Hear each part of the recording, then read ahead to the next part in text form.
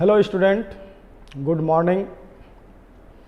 Online segment को बढ़ाते हुए, रिवीजन क्लास को आगे बढ़ाते हुए आज एक हम नए टॉपिक पर जो है बात करेंगे, जिसका नाम है संसदीय विशेषाधिकार, पार्लियामेंट्री प्रिविलेजेस। तो जैसा कि नाम से ही पता चलता है, संसदीय विशेषाधिकार यानी कि संसद को कुछ न कुछ विशेष अधिकार मिला है। इसका मतलब हुआ कि आम पब्लिक से, जनरल सिटीजन से उन्हें ज़्यादा से ज़्यादा अधिकार मिला है। हम लोग जानते हैं कि संसद के 3 अंग होते हैं, लोकसभा, राज्यसभा और राष्ट्रपति। तो क्वेश्चन उठता है यहां पर जो है, क्या संसदीय विशेषाधिकार में तीनों की हम बात करेंगे? तो यहां पर सिर्फ और सिर्फ हम लोकसभा और राज्यसभा की बात करेंगे।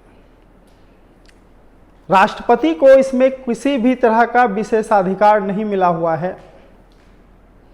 हम आज देखेंगे कि विशेषाधिकार के अंतर्गत संसद को, चाहे वह निर्वाचित हो या फिर मनोनीत हो, उसमें क्या क्या अधिकार मिला है, क्या क्या इम्यूनिटी उन लोगों के पास है।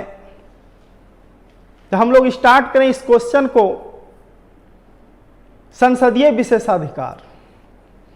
संसदीय विशेषाधिकार एक ऐसा अधिकार है, एक ऐसा विशिष्ट अधिकार है जो संसद के सदन को सामूहिक रूप से तथा सदन के सदस्यों को व्यक्तिगत रूप से भी मिला है।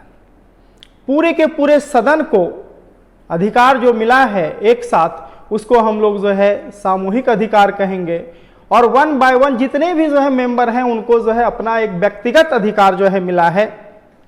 और संसद को विशेष अधिकार क्यों दिया गया, यहां पर यह क्वेश्चन है। तो हम लोग जानते हैं कि संसद चुने हुए प्रतिनिधि होते हैं, उनको कानून बनाने की शक्ति मिली हुई है। तो उसमें कुछ न कुछ विशेष अधिकार होना चाहिए ताकि वह फ्री होकर के नियम और कानून को जो है क्या कर सके, बना सके। इन्हें इसलिए भी ये विशेष अधिकार जो है मिला हुआ है, दिया गया है, ताकि सदन और सदन के जितने भी सदस्य हैं वे स्वतंत्र रूप से कार्य कर सकें। यह साधारण नागरिकों या फिर निकायों को जो भी प्राप्त अधिकार है, उससे वह जो है क्या है, अधिक है। एक केस लॉ है इसमें, पीवी नरसिम्हा राव बनाम सीबीआई, जो कि यह केस 1998 का है। इसमें उच्चतम न्यायालय ने निर्धारित किया कि संसद सदस्यों को आर्टिकल 105 के अधीन प्राप्त विशेषाधिकार का क्षेत्र जनरल लोगों से व्यापक है। यह केवल न्यायिक कार्यवाही में ही नहीं, बल्कि जो है संसद के कार्यवाही में भी निडरता पूर्वक भाग लेने, उसमें मतदान करने का अधिकार प्राप्त है। इसके लिए वह संसद में जो भी भाषण देते हैं, जो भी कहते हैं, उनके विरुद्ध ना तो सिविल और न ही आपराधिक कार्यवाही की जा सकती है। यानी कि वह जो है कार्यवाही से, उसको जो है विशेषाधिकार मिला है, कार्यवाही उनके ऊपर जो है नहीं की जा सकती है। भारतीय संविधान के अनुच्छेद 105 के अंतर्गत संसद के सदस्यों को कुछ विशेषाधिकार प्राप्त है। और इसी तरह भारतीय संविधान के अनुच्छेद 194 में राज्य के विधानमंडल के जो सदस्य हैं, यानी कि एमएलए को भी जो है यह अधिकार जो है मिला है। अब हम बात करें कि संसद के सदस्यों को क्या क्या अधिकार मिला है, तो सबसे पहले हम बात करें, पहला अधिकार है आपको जो है क्या है, संसद को जो है भाषण की स्वतंत्रता जो है देने का अधिकार है। यानी संसद में भाषण जो है देने की स्वतंत्रता है। इसमें आर्टिकल 105 क्लाउज 1 के अंतर्गत वह स्वतंत्रता केवल संसद के अंदर संसदीय कार्यवाही करने के लिए कही गई है।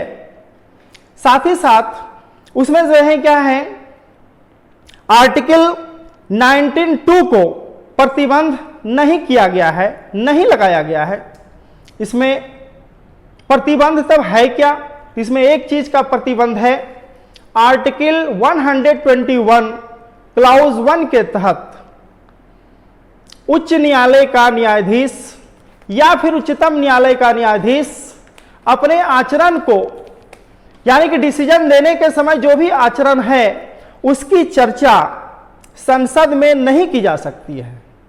लेकिन अगर न्यायाधीश को हटाने का प्रस्ताव सदन में लाया जाता है तो उसके ऊपर टिप्पणी की जा सकती है। यही एक जो है प्रतिबंध है। साथ ही साथ आर्टिकल 121 क्लॉज 2 यह कहता है कि संसदीय नियमों के अंतर्गत वह इस प्रकार प्रतिबंधित है कि संसद में अशिष्ट भाषा का वह प्रयोग या अशिष्ट आचरण का वह प्रदर्शन नहीं कर सकता है। साथ ही साथ अब जो है क्या हम ये देखें, जैसे हम बताए कि संसद को यह विशेषाधिकार संसदीय कार्यवाही के दौरान जो है मिला है।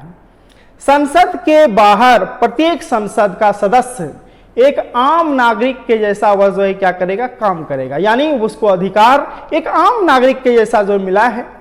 यानी कि संसद के सदस्यों को अनुच्छेद आर्टिकल 91 का प्रयोग कर वह जो है भाषण और अभिव्यक्ति की स्वतंत्रता उसे जो है मिलती है।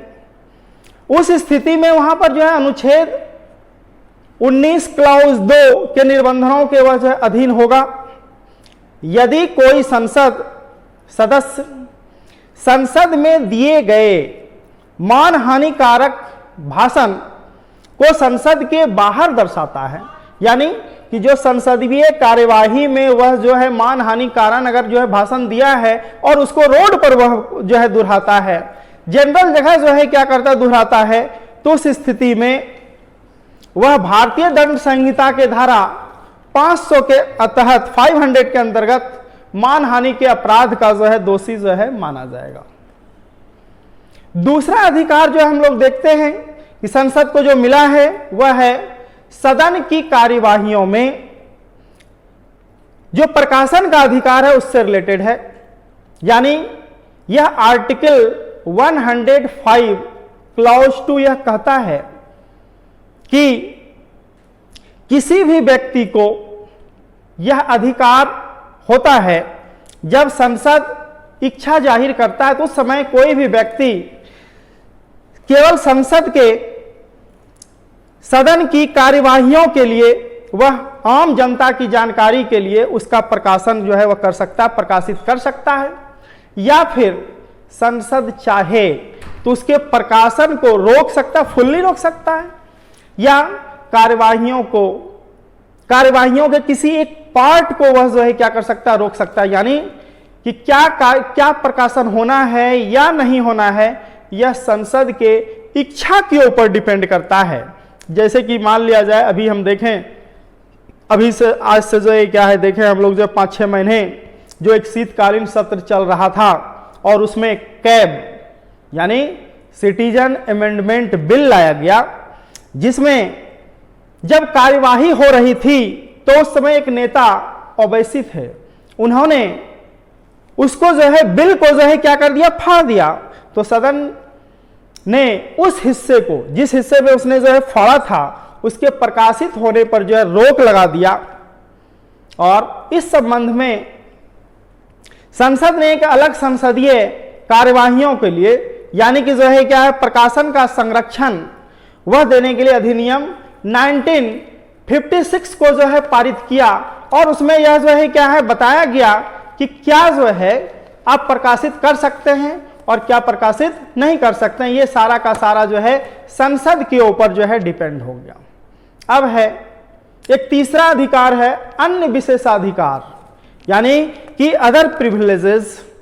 यह जो है आर्टिकल 105 क्लॉज 3 के अंतर्गत संसद को कुछ विशेषाधिकार दिया गया था। उसमें जो है पहला, जैसे हम मान लें गिरफ्तारी से उन्मुक्ति, यानी कि संसद के जो भी सदस्य हैं, चाहे वह जो है लोकसभा के हों या फिर जो है राज्यसभा के हैं, तो उनको जो है गिरफ्तारी से उन्मुक्ति मिली है, प्रिविलेजेस मिला है संसद के अधिवेशन के दौरान। संसद की कार्यवाहियों में भाग लेने के लिए संसद अगर जो है क्या है अधिवेशन में जाता है, तो अधिवेशन शुरू होने के 40 दिन पहले और 40 दिन बाद तक आते जाते समय सिविल आदेशिकाओं के अधीन उसको गिरफ्तार नहीं किया जा सकता। यानी सिविल मामला का अगर उसके ऊपर केस भी चल रहा है, मुकदमा भी चल रहा है, तो उसको जो है गिरफ्तार नहीं किया जा सकता है।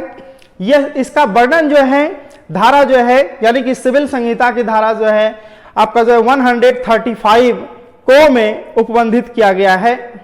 लेकिन अगर वह किसी भी तरह से क्रिमिनल का मामला हो, उसके ऊपर क्रिमिनल का जो है आपराधिक आरोप लगाया गया हो, या फिर अदालत की मानहानि की अगर हम बात करते हैं या निवारक निरोध के विरुद्ध अगर हो, तो उसको जो है गिरफ्तार किया जा सकता है। दूसरी अगर हम बात करें तो जब जो है कार्यवाही चल रहा हो, यानी कि बाहरी व्यक्तियों को सदन से वह बाहर निकाल सकते हैं और गुप्त अधिवेशन वह कर सकते हैं। यह संसद को अधिकार है कि वह किसी भी गुप्त चीज पर, गुप्त जो है मैटर पर वह जो है चर्चा कर सकता है। इसके लिए वह जो है कोई भी व्यक्ति उस समय संसद के अनुमति के बिना वह संसद में नहीं रह सकता है।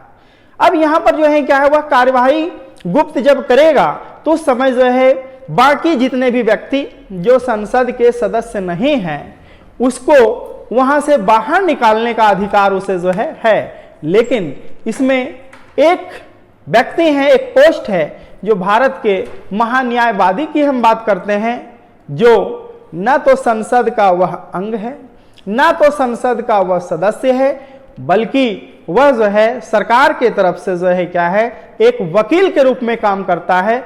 इसलिए उसको संसद में बोलने की अनुमति मिलती है।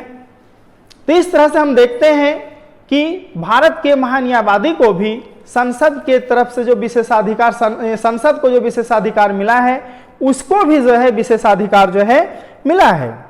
तो इस तरह से ये बातें जो है कही गई है आपका जो है भारतीय संविधान के जो है आर्टिकल 248 के तहत। ठीक है, तो एक वैसे ही वही एक व्यक्ति हैं जिसको संसद के बाहर जो है कार्यवाही के दौरान नहीं निकाला जा सकता है। तीसरा है जो है क्या है, अगर हम कारण की जो है प्रिविलेजेस की बात करें, अधिकार की बात करें, तो वह है संसद को अपने मानहानि के लिए दंड देने का अधिकार।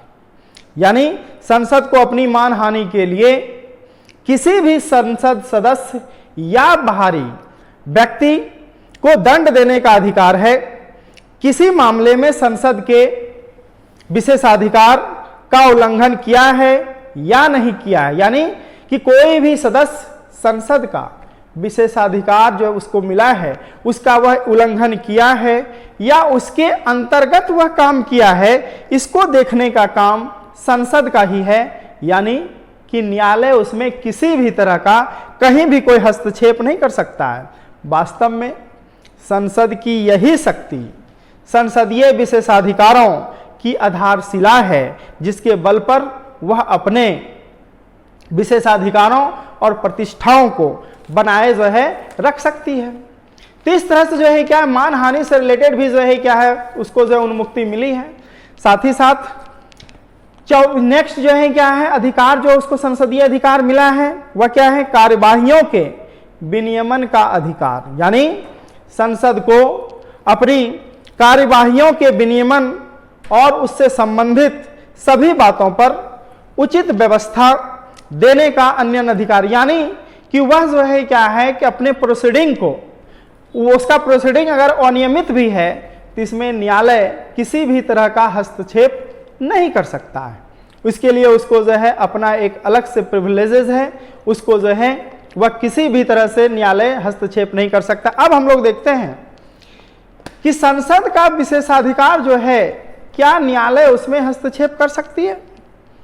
इस प्रश्न में काफी मतभेद रहा कि क्या न्यायालय यह जांच कर सकता है कि संसदीय विशेषाधिकार का प्रयोग उचित हुआ है या नहीं है। यह सर्वप्रथम केशव सिंह के मामले में जो 1965 ईस्वी में आया था उसमें जो है बताया गया है। इसमें इस मामले में केशव सिंह एक बाहरी व्यक्ति को, जो बाहर के व्यक्ति थे, उत्तर प्रदेश की विधानसभा ने मानहानि के लिए 14 मार्च 1965 को 1 सप्ताह कारावास का दंड इसलिए दिया क्योंकि उसने विधानसभा के एक सदस्य के विरुद्ध एक पत्रक प्रकाशित किया था। जब पत्रक प्रकाशित किया तो जो है उसको जो है क्या है, कारावास का दंड जो है दिया गया। उसके गिरफ्तार हो जाने के बाद 19 मार्च को उसके वकील ने उच्च न्यायालय में एक याचिका दायर किया। याचिका का जो है बेस क्या था, बंदी प्रत्यक्षीकरण, यानी कि वकील ने उच्च न्यायालय में बंदी प्रत्यक्षीकरण की याचिका इस आधार पर दायर किया क्योंकि वह जो है क्या था कि उसकी गिरफ्तारी जो है अवैध थी। तो उस समय 2 न्यायाधीशों के बेंच ने उसे रिहा कर दिया और रिहा करने के बाद तब 21 मार्च को विधानसभा ने यह प्रस्ताव पारित करके कि उच्चतम न्यायालय के दोनों न्यायाधीशों के ऊपर सुनवाई करके विधानसभा का अवमानना किया है। यानी उनका कहना था कि जो है विधानसभा का कि इसको जो है उच्च न्यायालय को इसको सुनने का अधिकार नहीं है, उसका किसी न किसी तरह से अवमानना किया है। उन्हें गिरफ्तार करके सदन में पेश करने के लिए एक वारंट जो है जारी किया। वारंट जारी होने के बाद फिर न्यायाधीश ने उस प्रस्ताव के विरुद्ध संविधान के अनुच्छेद 226 के अंतर्गत एक याचिका उच्च न्यायालय में दायर किया। तब उच्च न्यायालय ने 28 न्यायाधीशों की फुल बेंच ने उस प्रस्ताव को क्रियान्वित होने से रोक दिया और सदन ने जो है क्या कर लिया, इस जो वारंट जो है जनरल वारंट जो इशू किया था उसको वह वापस ले लिया। लेकिन वह जो है एक प्रस्ताव पारित करके उन दोनों न्यायाधीशों को आदेश दिया कि वे सदन के सामने हाजिर होकर के कारण बतावें कि क्यों न उन्हें सदन के अवमानना के लिए दंडित किया जाए। तो उच्च न्यायालय ने इस प्रस्ताव के क्रियान्वयन पर भी रोक लगा दिया। उसके बाद ऐसी गंभीर स्थिति उत्पन्न होने पर राष्ट्रपति ने इस मामले में राय लेने के लिए उच्चतम न्यायालय को अनुच्छेद 143 के अंतर्गत रेफरेंस किया। इस मुकदमा का तथ्य को सुनते हुए उच्चतम न्यायालय ने निर्णय दिया कि उच्च न्यायालय ने केशव सिंह को जमानत पर रिहा का आदेश दे करके सदन का कोई अवमानना नहीं किया है, सदन का कोई जो है बात का उल्लंघन नहीं किया है। संविधान के अनुच्छेद हम बात किए, संविधान के अनुच्छेद 121 में यह बताया गया है कि न्यायाधीशों के अपने कर्तव्य के पालन में किए गए आचरण के बारे में संसद में चर्चा जो है नहीं की जा सकती है। साथ ही साथ अनुच्छेद 105(3) नागरिकों के अपने मूल अधिकारों को प्रावर्तित करने के लिए उद्देश्य से न्यायालय में जाने का अधिकार वह नियंत्रण नहीं करता है। अनुच्छेद 226 में यह स्पष्ट किया गया है कि अगर, जैसे कि आर्टिकल 21 में हम लोग देखते हैं कि अगर जो है ह्यूमन बींग्स का, यहाँ के सिटीजन का अगर पर्सनल लिबर्टी का हनन होता है तो वह जो है मुकदमा दायर कर सकता है, रीट दायर कर सकता है। और आप यह भी जानते हैं कि फंडामेंटल राइट का हनन होता है तो कोई भी पब्लिक, कोई भी सिटीजन वह उच्च न्यायालय या उच्चतम न्यायालय को जा सकता है। साथ ही साथ एनालिसिस करने के दरमियान यह जो है बताया गया कि इंडिया का संविधान सर्वोपरि है। साथ ही साथ संसद उस संविधान से ऊपर उठ करके जो है नहीं है, संसद भी उसी के अधीन जो है कार्य करती है। इस तरह से अनुच्छेद 21 जो है क्या है, संविधान के संसदीय विशेषाधिकार के जो है अधीन है और यह जो है क्या है, विशेषाधिकार को यूज करके संसद ज़्यादा से ज़्यादा अपने अधिकारों को ज़्यादा से ज़्यादा जो एक्सरसाइज करते हैं, देश के लिए कानून बनाते हैं। अगर यह विशेषाधिकार नहीं रहे तो हो सकता है कि संसद खुल करके अपने काम को जो है नहीं करें और जनता के हित के बारे में वह जो है अच्छे तरीके से नहीं सोचें। यह जो है क्या है, आज का यह टॉपिक संसदीय विशेषाधिकार का था, जो एग्जामिनेशन के व्यू से बहुत ज़्यादा इम्पोर्टेंट है। आप इसको पढ़ें। ये जो हम बताए यह जो है क्या है, एक जो है क्या इंट्रोडक्शन है। इसको पढ़ने के बाद आप बुक को पढ़ें तो जो है आपको अच्छे तरीके से समझ में आएगी। जो भी बातें हैं उसको नोट करें, एक नोट्स बनाएं, पढ़ें और जो है एग्जामिनेशन के लिए तैयारी करें। हम लोग ये जान रहे हैं कि लॉकडाउन अब जो है अनलॉक हो गया है, लेकिन आप लोग जो है क्या है पूरी सतर्कता से भी जो है क्या अपना पढ़ें, क्योंकि सरकार के नज़र में हम एक संख्या हो सकते हैं, लेकिन परिवार के लिए हम जो है एक जो है मुखिया हो सकते हैं। ओके, इसी के लिए इसके साथ ही वीडियो समाप्त करें।